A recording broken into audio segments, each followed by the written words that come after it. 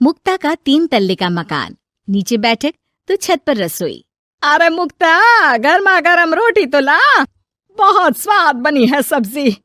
लाई माँ, बस 2 मिनट। मुक्ता की दौड़ जो सुबह शुरू होती तो रात में जाकर रुकती। ऊपर नीचे करते करते पूरा शरीर थक जाता, लेकिन माँ, मैं आपके पैर में तेल लगाकर ही सोऊंगी, नहीं तो मुझे नींद नहीं आएगी। अरे जीती रहे बेटा, लेकिन तू थक जाएगी, वैसे भी तुझे 3 तल्ला चढ़ना है अभी। कैसी बात कर रही है माँ जी, मैं तो आज बहुत देर तक सोई थी, तो नींद कहाँ आएगी। सास को कब नींद लग जाती पता ही नहीं चलता। अगले रोज, अरे मुक्ता, जरा सामने ठेले वाले से आलू तो ले आ, 5 किलो पापड़ बना देती हूँ। होली आ रही है, मेहमान आएंगे तो क्या कहेंगे कि इन लोगों के घर तो कुछ बना ही नहीं। माँ, मैंने सब बना लिया है, आप चिंता मत करिए। होली वाले दिन दही बड़ा और पकौड़ों का इंतजाम भी कर लिया है मैंने। सास को लगता है जैसे उसे न जाने कितनी गुणी और अच्छी बहू मिल गई। एक दिन मुक्ता की बुआ सास उन लोगों के घर आती है।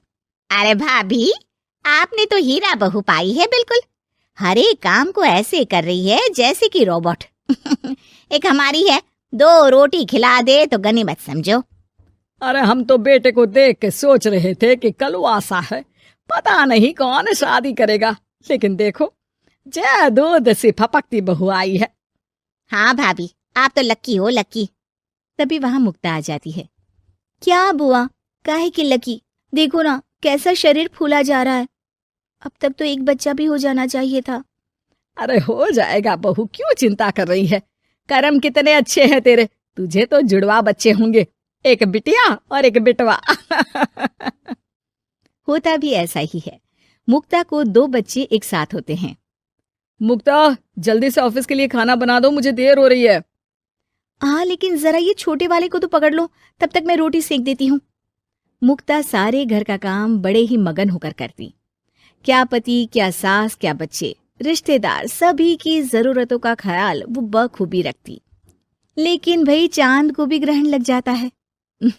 वैसे ही मुक्ता को भी एक दिन लग जाती है किसी की नजर। दूर के रिश्ते की चाची कहती है, और बहन जी, आपकी बहू तो फुर्ती से काम करती है, बच्चा होने के बाद भी सारा दिन लगी रहती है। इसके हाथ का खाना भी इतना टेस्टी है, लगता है जैसे होटल का खा रहे। बस फिर क्या था, वो तो चली जाती है, लेकिन लग जाती है नजर मुक्ता को। शाम के वक्त, मुक्ता, कहाँ है बहू? हाँ माँ जी बोलिए, क्या हो गया, बच्चे को सुला रही हूँ। अरे बेटा, जरा चाय तो पिला दे। हाँ हाँ जरूर, बना लीजिए, मुझे कमरे में ही दे देना माँ जी, बहुत थकान लग रही है। थकान? है भगवान, ये क्या बोल रही है, इसके मुंह से तो ये शब्द मैंने आज तक नहीं सुना।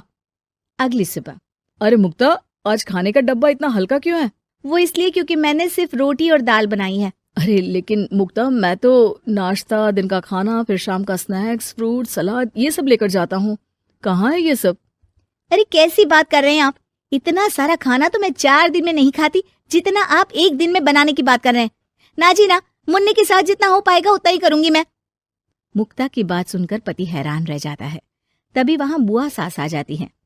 अरे मुक्ता, मेरे नाती का जन्मदिन है, भूल गई क्या? आज शाम को आना, और मुक्ता थोड़ा जल्दी आ जाना, मेरी बहू का हाथ बटा देना। किचन में वो तेरी तरह स्मार्ट तो है नहीं कि फट फटाक से काम कर ले। अरे बुआ, कैसी बात कर दी, फट फटाक से काम कैसे हो जाएगा, हम बहुएं हैं, रजनीकांत नहीं। बुआ देखो, आप काम के लिए पास के लल्लू हलवाई की बीवी को बुला लो, वो मदद कर देंगी, मैं तो नहीं आ पाऊंगी। बुआ सास को समझ में नहीं आता कि ये वो मुक्ता है जो 50 लोगों का खाना बनाकर भी चेहरे की चमक खोने नहीं देती थी। वही मुक्ता भी अपने कमरे में जाकर बिस्तर पर बैठ जाती है कि सास की आवाज आती है। मुक्ता, क्या हो गया बेटा, आज दोपहर के खाने की तैयारी नहीं करनी क्या? अरे माँ जी, अब नहीं होता मुझसे 3 तल्ले में ऊपर नीचे करना, आप लोग रसोई को ऊपर ही ले आओ। अरे पैरों में इतना दर्द होता है कि बता नहीं सकती। अरे लेकिन तू तो बोलती थी कि इससे तू फिट रहती है। अरे काहे के फिट माँ जी, हालत खराब हो रखी है। कौन ऐसा मकान बनवाता है कि जहाँ सोने का कमरा अमेरिका में है तो खाने का लंदन में। अरे रसोई बनानी है तो जाओ अफ्रीका। ना जी ना, मुझसे नहीं होगा इस घर का काम। मुक्ता की बदली हरकत किसी को समझ में नहीं आ रही थी। अरे ये मुक्ता को क्या हो गया है, मुझे तो लगता है इसकी माँ ने पट्टी पढ़ाई होगी। और ना जी ना, मुक्ता की माँ यानी मेरी समधन तो देवी है देवी। वो तो अपनी बेटी को ऐसे संस्कार दे ही नहीं सकती। मुझे माजरा कुछ और ही लग रहा है। तभी वहां मुक्ता हाथ में प्लेट और सब्जी लेकर आ जाती है। माजरा? किस बात का माजरा? खैर माँ जी, जरा ये सब्जी तो काट दीजिए, और हाँ, इसके बाद मैं आटा यहीं दे जाऊंगी, गूंद देना। हाँ हाँ, तू एक काम कर बेटा, गैस चूल्हा भी यहीं दे दे, बना भी दूंगी।